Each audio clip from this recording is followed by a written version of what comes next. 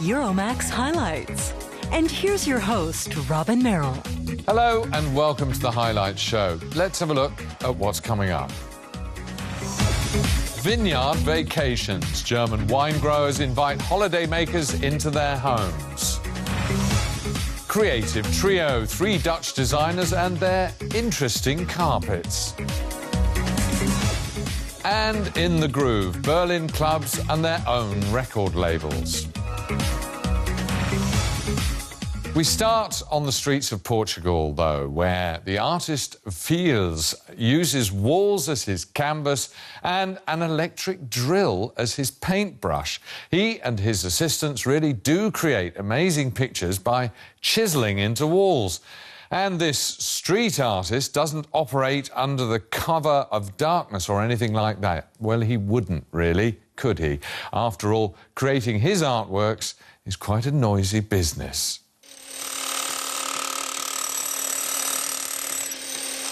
This is the latest work of art by Vhils. He created it with a drill, a hammer, and a chisel. What he does is not illegal, but still he doesn't like to show his face. It's a way of keeping the focus on where it belongs, on the artwork and the concept of what I'm doing, and not in myself. In Covilhã, about 300 kilometers northeast of Lisbon, Vhils had no difficulty getting people to focus on his art. The 24-year-old and his 2 assistants worked for about 2 days on this picture, a commission for an urban art festival. I started to do the reverse of going on a wall, doing a stencil and paint it. Instead, I would do a stencil and then take it off the wall. And at the same time, you somehow blend your artwork with the environment. All the layers that were there were part of that space. My work is just like a tiny little bit of going there and just extracting some bits. Vhils first projects a picture on a wall. He traces the contours of the portrait in paint and then chisels away the corresponding parts of the wall. With this method, there's no turning back. Vhils removes layers of stone to reveal his works of art. A book has just been published about his work to date.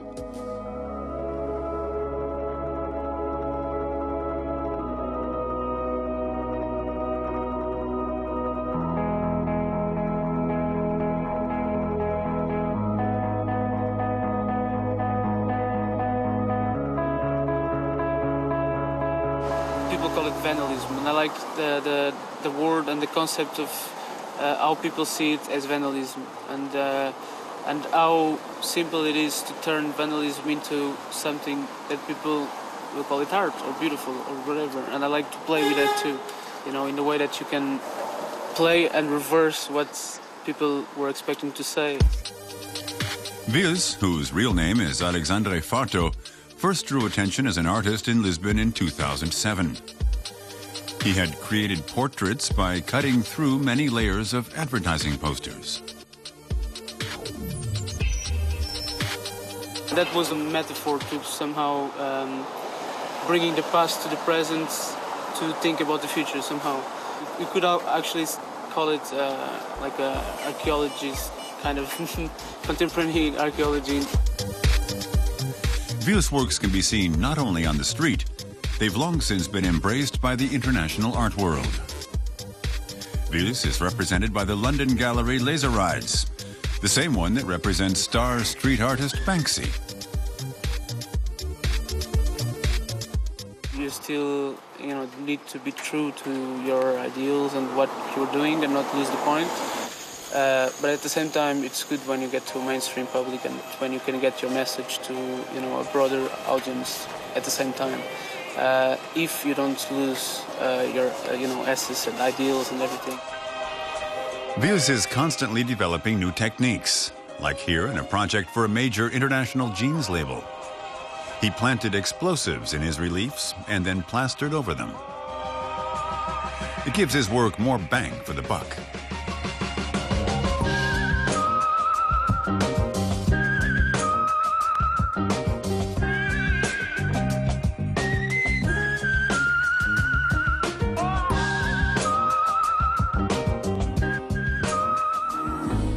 He also devised a music video for the Portuguese band Orelha Negra.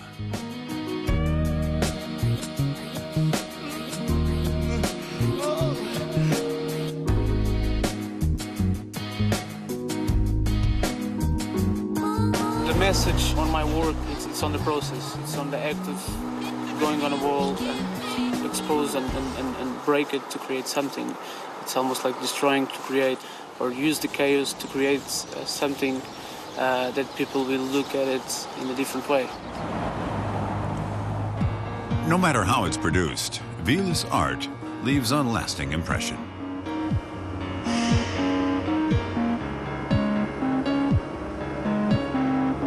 It certainly does. Scottish kilts are usually made out of tartan, but we're off to meet Howie Nicholsby, who has reinvented the kilt and makes them in all sorts of styles and patterns. And his idea has really taken off.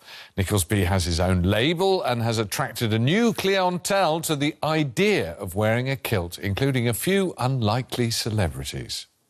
Scottish kilts in camouflage colours, denim, traditional tartan, hemp, or plastic. Edinburgh native Howie Nicholsby has been credited with breathing new life into the traditional apparel with his label 21st Century Kilts.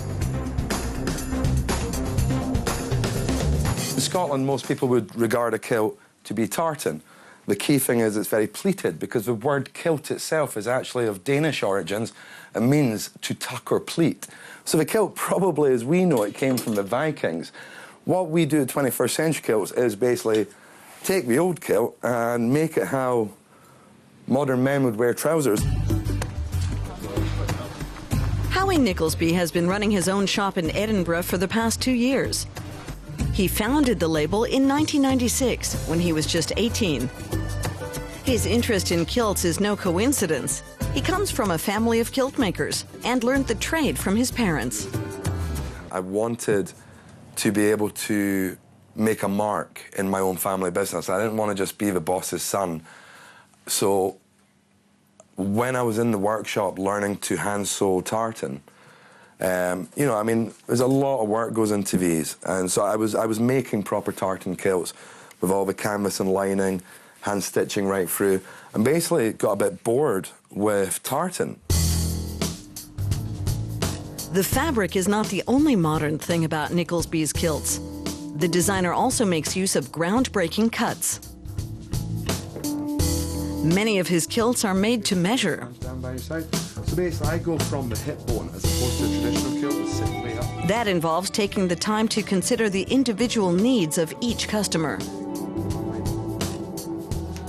The reason I like wearing Howie's kilts is because of the design, where they sit on the hips. It's a bit more contemporary, a bit more modern than the traditional kilts, which are a lot higher waisted. And I just feel that when I'm wearing it, I'm a lot more comfortable in dancing and socialising in it. The kilts are handmade. Each one takes more than a day to make. The time that goes into each item is reflected in the price, an average of €350. Many customers save their kilts for special occasions, like weddings, festivals, or football matches. Every kilt is a challenge, and the kilts are all very special. You know, they're unique to one person, so I enjoy it very much. Modern kilts have a big following among celebrities, including pop singer Robbie Williams.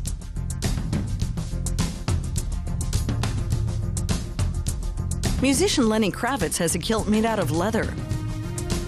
So does Vin Diesel.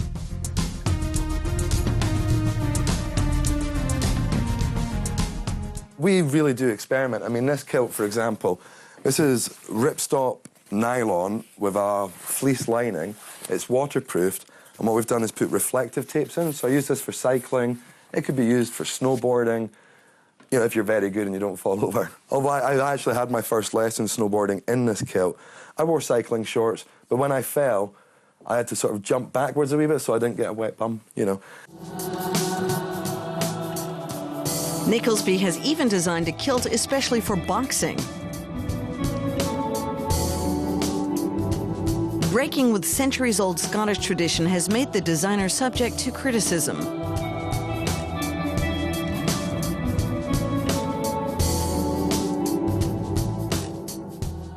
Although people might say, you know, a hemp kilt or a denim kilt's not a real kilt, it's made in Scotland, it's made with love, it's quality, one kilt maker's made it.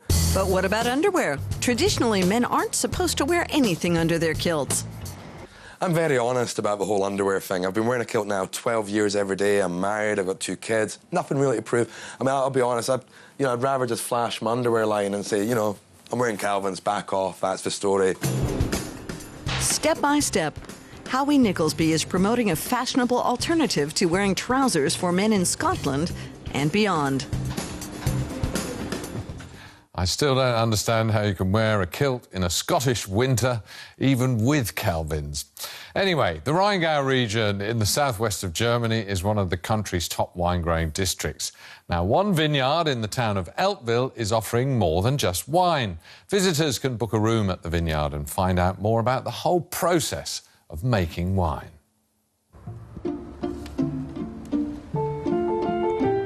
Vineyards as far as the eye can see, and in between them, winemaking villages.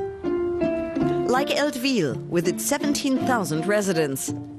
It's the oldest community in the region, and home to the Krögler family.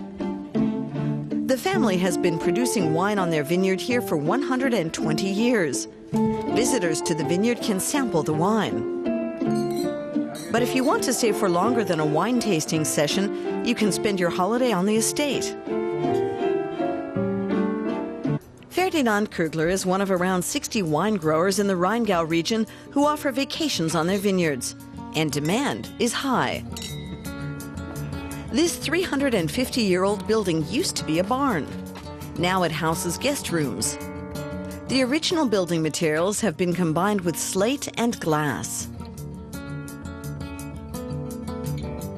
The walls are made of limestone, a mineral abundant in the soil of the Rheingau area, which offers good conditions for wine growing. The rooms are great. It's really romantic here. And the wine is excellent. You feel good in every way. It's a very personal atmosphere. The family takes really good care of you, and the region is very beautiful. The vineyards begin just over a kilometer away from the estate's buildings. The Rheingau offers vacationers beautiful walking trails that run for about 70 kilometers beside the Rhine River. I think one of the special attractions is that the region is relatively small and you can reach a lot on foot. It's lovely to stroll along the Rhine and enjoy the view of the vineyards, and to walk beside them and enjoy the fresh scent of the grapes in the autumn.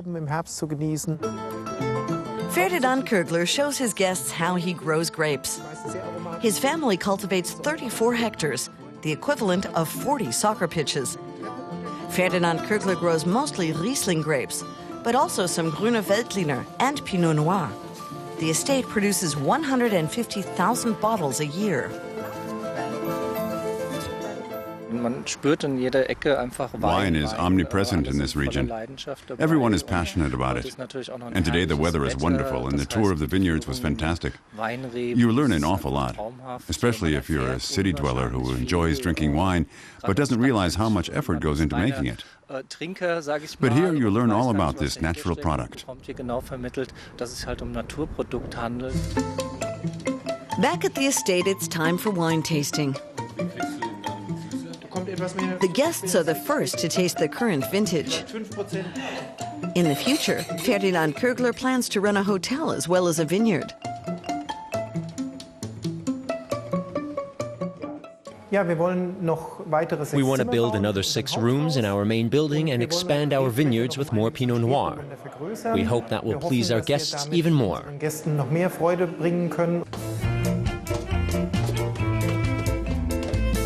Regional specialties are served for dinner, with wines produced on the estate. And so the evening ends in style. 6 meters under the ground in a former wine cellar.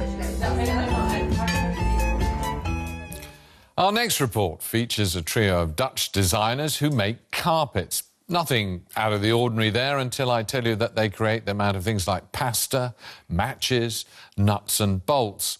These are not carpets for you to walk on. They are veritable works of art. Marcia Nolte, Bob Wartenburg, and Stein van der Vleuten are celebrating the completion of another project. The three young designers have made a name for themselves in the Netherlands. They call themselves We Make Carpets, and that's also exactly what they do. But it's carpets with a difference. At their latest exhibition in Eindhoven, there's just a dollhouse in a large room. It perplexes the visitors at first. First they really look for a carpet, like, hey, where is the carpet? And then they go into look in the house, and they're so surprised by it. Yeah. For each room, they made a miniature carpet out of everyday objects. There's one made of matches, another made of confetti. The one around the toilet is made from buttons, and this one uses staples. There's also one of spices, pepper, fennel seeds, and cardamom pods, and one made of nuts and screws. There's almost no limit to the patterns or dimensions. Usually we make like really big carpets, and for this exhibition we really wanted to choose different materials, smaller materials, and that's why we changed in scale. A larger work is on display in the Dutch city of Tilburg. It's a three-dimensional collage made of adhesive bandages. It will all be thrown away when the exhibition is over. Nothing is forever. That's one of the group's main ideas. The only evidence of earlier works is in photographs. Carpets made of clothespins, noodles, plastic cutlery, and bricks. The group's been working together for 4 years. They were quick to agree on the idea of making carpets of a different kind. We choose materials that are so common in the daily use, and we really want to make you aware, maybe, again, of the use or the functionality and the beauty of the product. We are choosing mostly products that everyone has actually in their home situation, and it shouldn't have too much detail in it, because then the objects themselves are more interesting than the carpet in the end. So you confront people with stuff they use every day, but maybe don't even know it or don't realize it. Eindhoven, in the southeast of the Netherlands, is a mix of modern and traditional architecture. This November's Glow Festival, hosted by the city, features nighttime light installations ranging from coolly avant-garde to playfully colorful. We Make Carpets wanted to take the opportunity to try something new. They looked for a new material and found one. We thought we have to do something that runs on its own, that doesn't need a direct power source. We found these, which are actually plastic pebble stones, but they glow in the dark. The 750 kilograms of pebbles came from China. Well, normally when you have a garden and you have like a path in the garden, they use it next to the path, so you don't need light to lighten up where you have to walk. When you have a very kitsch garden. Yeah, that's for sure. It took the trio 3 days to complete the carpet made of plastic pebbles. It's 24 meters long and 2.5 meters wide. They'd never done anything like it before, so this project was a daring experiment for them. Every half hour the lights go on for about 5 minutes because the pebbles, they have to charge. So they take in all the light again, and then they go off, and then the carpet glows for half an hour.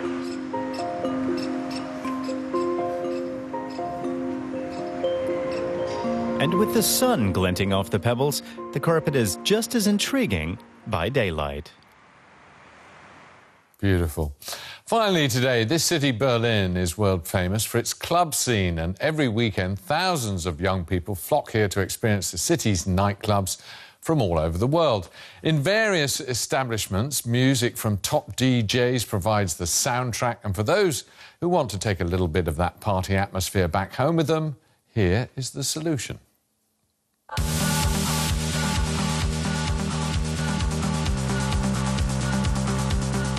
Berlin never sleeps.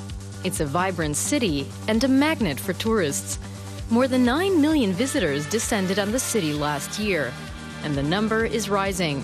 1 in every 5 is under 30. Many come for the nightlife. The Watergate is a club in the western part of the city.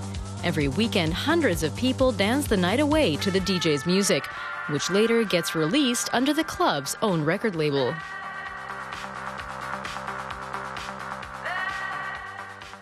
We're trying to recreate the feeling of the club.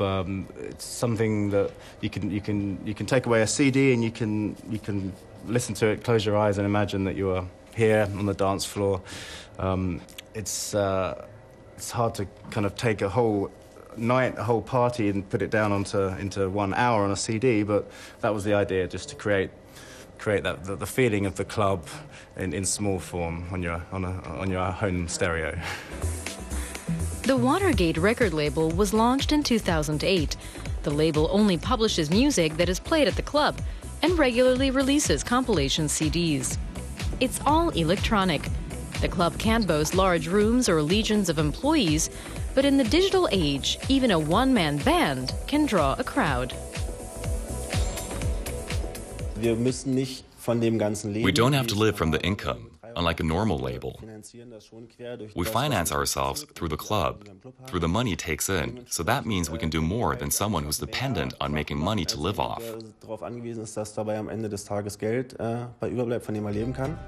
Watergate only produces 6,500 copies of each album it releases, far less than big music labels. But journalist Thorsten Groß says its modest scale does not mean that Watergate can't set standards that will later influence mainstream production. Club labels can't compete with the big record companies, but that's not their aim. For a number of years now, we've observed a trend towards the development of niches, which is very important when it comes to establishing and preserving a subgenre. Labels can do a lot here, and they're an important part of the music scene. The Berlin club Berghain has also been very influential. In 2009, the British magazine DJ Mag named it the best club in the world. Berghain also has its own label, called the Ostgut Ton. Apart from domestic demand, the music is also selling well in Britain and Japan. It's a fairly obvious idea because the infrastructure of a club is not so dissimilar to that of a record label. You have DJs and producers rubbing shoulders, and so it's relatively easy to tap into that. Plus, there were already clubs that had labels before. Or there were other labels who worked together with clubs. It was at the beginning of the 1990s that electronic music first became mainstream and a mass product, with numerous club compilations. The Cocoon Club in Frankfurt, set up by DJ Sven Fate, was one of the first club labels in Germany. The Watergate label also goes on tour regularly. That has served to boost the club's reputation and attract new visitors. It's a trend from which Berlin as a city has also profited.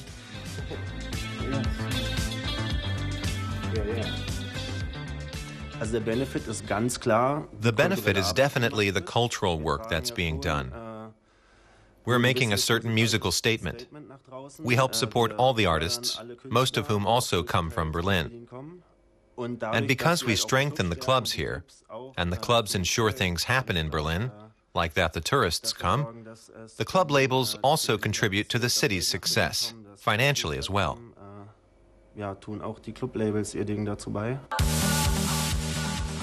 3 clubs in the German capital run their own record label. One of them, the Bar 25, has since had to close its doors. But the label is still going strong and helping to entice visitors to spend a night out in Berlin. And just before we sign off, a quick reminder that you can see all those reports on our website. Just click on dw-world.de/English/Euromaxx highlights. That's all we've got time for, so glad you could join us. See you again soon.